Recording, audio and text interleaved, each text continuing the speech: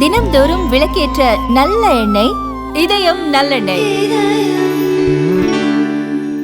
ஹமாஸுக்கு நரகத்தின் வாசல் திறக்கப்படும் என இஸ்ரேல் எச்சரித்துள்ளது. மேற்கு ஆசிய நாடான இஸ்ரேல் மீது 2023ஆம் ஆண்டு ஹமாஸ் பயங்கரவாத அமைப்பு தாக்குதல் நடத்தியது. அதைத் தொடர்ந்து காசா மீது தொடர் தாக்குதல்களை இஸ்ரேல் நடத்தி வருகிறது. சுமார் 2 ஆண்டுகளாக நடந்து வரும் இந்த போரில் 62,000க்கும் மேற்பட்டோர் பலியாகியுள்ளனர். காசாவின் 75% பகுதிகளை இஸ்ரேல் ராணுவம் தங்களது கட்டுப்பாட்டில் வைத்துள்ளது. அது மட்டுமல்லாது காசாவை முழுமையாக கைப்பற்றும் திட்டத்திற்கு இஸ்ரேல் சமீபத்தில் ஒப்புதல் கொடுத்தது. இந்நிலையில்தான் நரகத்தின் வாசல் ஹமாஸுக்கு திறக்கப்படும் என இஸ்ரேல் பாதுகாப்புத்துறை அமைச்சர் எச்சரிக்கை விடுத்துள்ளார்.